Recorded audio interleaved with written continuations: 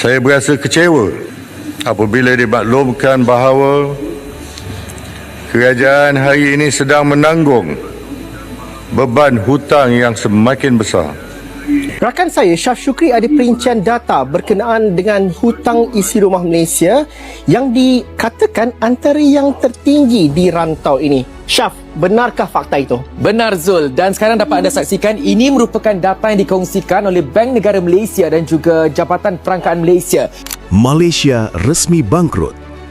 Isu ini meledak setelah rasio utang negeri jiran disebut menembus lebih dari 70% PDB, angka yang membuat banyak pihak bertanya-tanya soal masa depan fiskal mereka.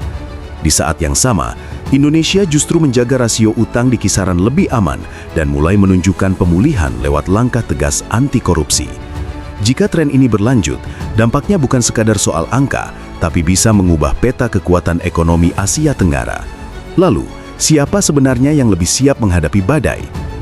Saya berasa kecewa apabila dimaklumkan bahawa kerajaan hari ini sedang menanggung beban hutang yang semakin besar. Ini disebabkan sejak tahun 1998,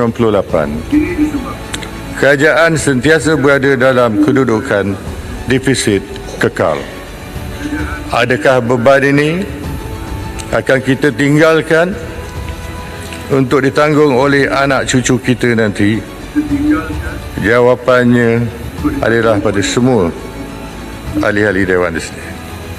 Keadaan kewangan kerajaan yang telah lama lemah akan menyukarkan kerajaan untuk melaksanakan projek pembangunan baru atau memberikan suntikan keuangan bagi merancakkan pertumbuhan ekonomi. Isu Malaysia bangkrut mencuat setelah laporan rasio utang pemerintah Malaysia disebut mendekati 70% terhadap PDB. Angka ini memicu kekhawatiran publik karena dinilai melewati batas aman psikologis pasar. Lonjakan kewajiban fiskal dalam beberapa tahun terakhir menjadi sorotan tajam, terlebih di tengah tekanan biaya hidup dan perlambatan ekonomi global.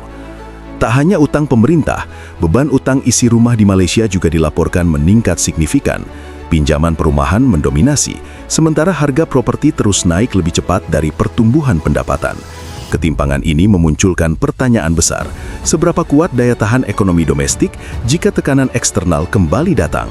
Rakan saya, Syaf Shukri, ada perincian data berkenaan dengan hutang isi rumah Malaysia yang dikatakan antara yang tertinggi di rantau ini. Syaf, benarkah fakta itu? Benar Zul, dan sekarang dapat anda saksikan ini merupakan data yang dikongsikan oleh Bank Negara Malaysia dan juga Jabatan Perangkaan Malaysia. Seperti dapat anda saksikan di sini, dua negara berada pada kedudukan lebih daripada 80%, menyaksikan Thailand berada di hadapan dengan 89.3% dan Malaysia 89.0%, Singapura berada di kedudukan ketiga dengan 69.7% dan dua negara melibatkan Indonesia dan Filipina masing-masing dengan 17.2% dan Filipina dengan 9.9%. Perlu anda fahami, Indonesia dan Filipina mencatat peratusan yang rendah kerana jumlah KDNK bagi Indonesia dan Filipina meliputi hutang isi rumah hanya melibatkan daripada sistem perbankan sahaja. Manakala tiga negara ini seperti Thailand, Malaysia dan Singapura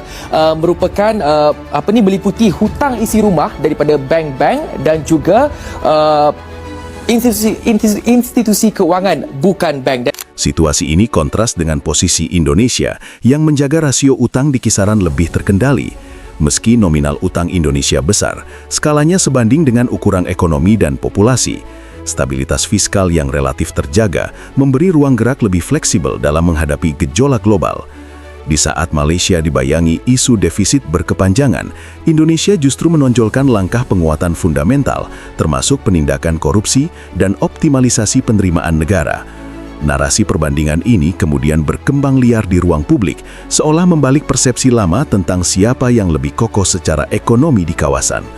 Penampakan gunung uang koruptor 13 triliun, bukti jihad besar Prabowo, perangi korupsi. tumpukan uang setinggi lebih dari 2 meter, pecahan 100 ribuan merah menyala, berdiri bak gunung di Kejagung. 13 triliun rupiah, uang hasil korupsi, uang rakyat yang selama ini dicuri oleh orang-orang serakah, kini kembali ke pangkuan negara di hadapan Presiden Prabowo Subianto. Di depan tumpukan itu, Prabowo tahu bahwa ini baru permulaan. Satu demi satu kasus besar dibongkar, satu persatu nama besar ditangkap. Karena di bawah Prabowo, hukum tak lagi tunduk. Tak ada lagi yang kebal hukum. 13 triliun rupiah ini hanyalah sebagian kecil dari jihad besar Prabowo memberantas mafia dan korupsi yang telah menyiksa rakyat dan negeri ini. Kini uang itu dikembalikan untuk rakyat, untuk sekolah, untuk kesehatan, untuk pembangunan. Lagi-lagi Prabowo membuktikan bahwa pidatonya tentang korupsi bukan sekedar omon-omon, melainkan janji yang ditepati. Ia berani melawan mereka yang berkuasa, mereka yang kaya, mereka yang dulu tak tersentuh. Dan gunung-gunung uang hasil korupsi akan terus terbongkar satu persatu hingga negeri ini bisa benar-benar bersih. Salam Pancasila, Biro Suara Rakyat. Kebetulan ini pas 1 tahun saya dilantik sebagai presiden. Jadi saya merasa ini istilahnya tanda-tanda baik. Di hari 1 tahun saya menyaksikan pemerintah Indonesia, kejaksaan sebagai bagian dari pemerintah Indonesia memperlihatkan dan membuktikan kepada rakyat kerja keras, kerja yang gigih, yang berani sehingga bisa membantu negara menyelamatkan. Lantas, apakah benar Malaysia berada di ambang krisis besar atau ini sekadar alarm keras agar mereka segera berbenah? Di subtopik berikutnya, kita akan membedah angka-angka kunci dan fakta rasio utang kedua negara untuk melihat siapa sebenarnya yang lebih rentan dan siapa yang lebih siap bertahan. Narasi krisis semakin memanas ketika data menunjukkan rasio utang Malaysia sempat menyentuh kisaran 70% terhadap PDB. Angka ini dianggap tinggi untuk ukuran ekonomi dengan basis domestik yang tidak sebesar negara-negara maju. Kekhawatiran investor pun muncul, apalagi ketika defisit fiskal disebut berlangsung bertahun-tahun tanpa jeda. Namun di sisi lain, pemerintah Malaysia menegaskan sebagian besar utang tersebut adalah pinjaman dalam negeri. Klaim ini menjadi fakta yang sedikit meredam kepanikan, karena risiko nilai tukar dinilai lebih terkendali. Meski begitu, tekanan tetap ada, sebab beban pembayaran bunga dan ruang fiskal yang menyempit tetap menjadi tantangan nyata. Perbandingan pun tak terhindarkan dengan Indonesia. Berdasarkan rilis Bank Indonesia, rasio utang Indonesia berada di kisaran lebih rendah, sekitar 40% terhadap PDB. Level ini dinilai masih dalam batas aman banyak standar internasional, memberi bantalan lebih kuat saat terjadi gejolak global. Malaysia memiliki utang luar negeri yang sebagian besar berasal dari negara-negara seperti Jepang, China, Amerika Serikat, Jerman, dan Singapura. Berikut adalah ikhtisar singkat mengenai hubungan utang dengan beberapa negara tersebut. Pertama, Jepang. Malaysia memiliki utang signifikan kepada Jepang, terutama melalui program pinjaman pembangunan dan obligasi pemerintah. Total utang kepada Jepang diperkirakan mencapai 11,8 miliar dolar Amerika Serikat hingga 2024, menjadikan Jepang salah satu kreditur terbesar Malaysia. Kedua, Cina. Pinjaman dari Cina banyak digunakan untuk proyek infrastruktur besar seperti rel kereta api dan pelabuhan. 13 Total triliun utang teman-teman adalah hasil sekitar 6,9 penyitaan miliar itu ya dolar Amerika dari Serikat, koruptor. sebagian besar terkait dengan inisiatif sabuk dan jalan. Ketiga, Amerika Serikat. Sebagian besar utang Malaysia kepada Amerika Serikat berupa obligasi internasional yang diterbitkan untuk pasar global.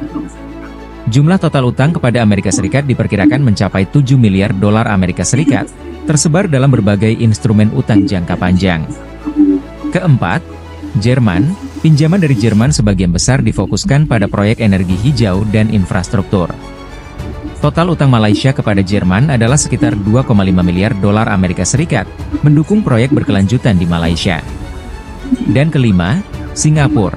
Sebagai tetangga dekat, Singapura sering berperan dalam pembelian obligasi Malaysia serta pinjaman bilateral.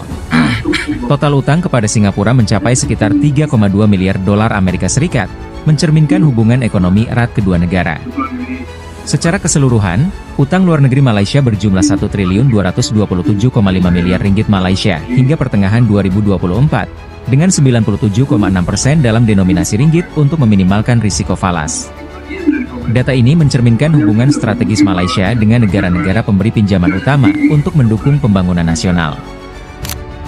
Dari seluruh data dan dinamika yang kita bahas, jelas terlihat bahwa tantangan fiskal Malaysia memang nyata dan tidak bisa dianggap sepele. Sementara itu, Indonesia justru menunjukkan tren penguatan fundamental, mulai dari rasio utang yang lebih terkendali hingga langkah tegas pengembalian aset negara. Perbandingan ini memberi gambaran bahwa Indonesia sedang berada di momentum kebangkitan ekonomi yang lebih solid dan percaya diri di tingkat regional. Kedepan, persaingan bukan lagi soal siapa paling vokal, tetapi siapa paling siap secara fundamental. Indonesia hari ini terlihat lebih siap menghadapi tekanan global dan menjaga stabilitas jangka panjang. Kalau menurut kamu video ini bermanfaat, jangan lupa klik like, tulis pendapat kamu di kolom komentar, dan subscribe biar kamu nggak ketinggalan pembahasan di video selanjutnya.